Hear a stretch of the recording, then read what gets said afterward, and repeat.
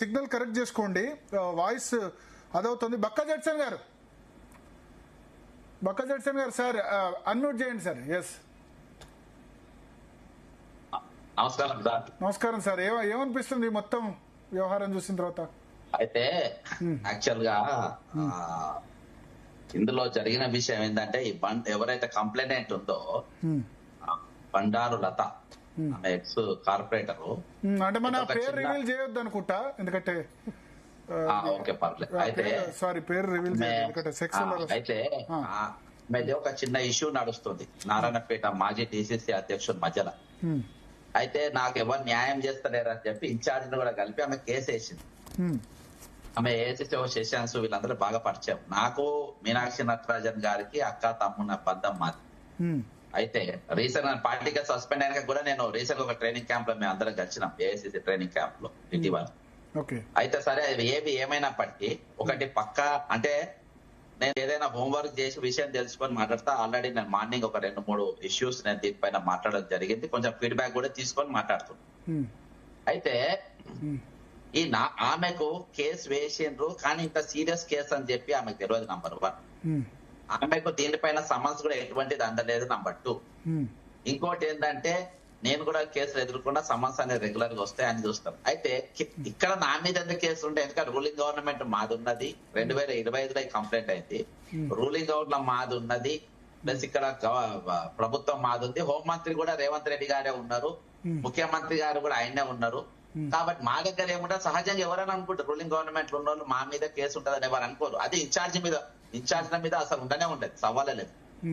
అసోంటిది ఈమె నామినేషన్ అయిన తర్వాత తీరా అక్కడ పోయి చూసిన తర్వాత ఇది సార్ ఇక్కడ ఒక చిన్న లింక్ ఉంది.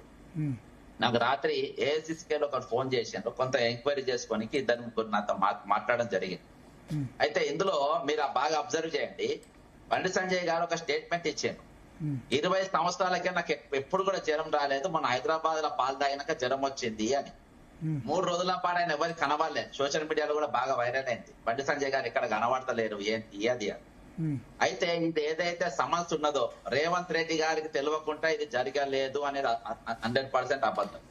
ఏఐసీసీ వర్గాలకు కూడా పూర్తిగా తెలిసిపోయింది ఇది ఆయన చేసిన మిచ్చివే అని. ఈ రోజు రాహుల్ గాంధీ వాళ్ళ అపాయింట్మెంట్ ఇచ్చారు. మాట్లాడితే నేను వెళ్ళిపోతా. అంటే మీరు అడిగిందా అని చెప్తున్నారు. రాహుల్ గాంధీ రేవంత్ రెడ్డి కలిసారంటే మాట్లాడండి.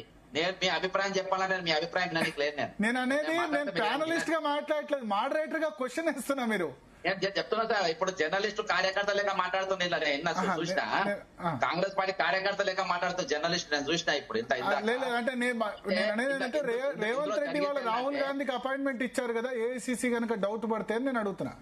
సార్ అపాయింట్మెంట్ ముఖ్యమంత్రికి ఎవరికి ఇస్తారు? ఇది అడగనికనే పిలిచిండ్రు, ఈసారి చాలా సీరియస్ గా ఉన్నారు. దీని వల్ల మీనాక్షి నటరాజన్ గారికి ఏం నష్టం జరగలేదు, ఆమె ఏం బాధపడతలేదు. ఆమెకు అనుకున్న దానికంటే ఎక్కువ హైప్ ఆమెకు వచ్చింది, కాంగ్రెస్ పార్టీకి ఎక్కువ హైప్ వచ్చింది. దీన్ని ఓటు చోరీ కోసం వేరే తిరిగా వాళ్ళు వాడుకుంటా ఉన్నారు, అదంతా వాస్తవం. కానీ ఇంటర్నల్ గా వాళ్ళు చేసే ఎంక్వైరీలు వాళ్ళు చేసుకుంటున్నారు. ఇంత పెద్ద ఒకటి మన పక్కన కర్ణాటకలో ఒక మినిస్టర్ కు మొన్న ఒకరికి ఓటు వేయద్దని చెప్తే ఆయన మినిస్ట్రీ ఇయ్యలే, డికే శివకుమార్ దాంట్లో ఖాదర్ కు మొన్న మినిస్ట్రీ ఇయ్యలే. అంటే ఎంత సీరియస్ ఉండో చూడండి. అసోంటిది ఏకంగా మన ప్రభుత్వం హయాంలో ముఖ్యమంత్రి దగ్గర హోంశాఖ ఉంటది. ఒక కోర్టు జమేదారు చేతిలో ఉండాల్సిన సమన్స్ ఏ విధంగా భూపాల్కు పోయిందండి? ఏ విధంగా ఎలక్షన్ కమిషన్ కు పోయింది? అక్కడ ఎవరు తీసుకోపోయింది?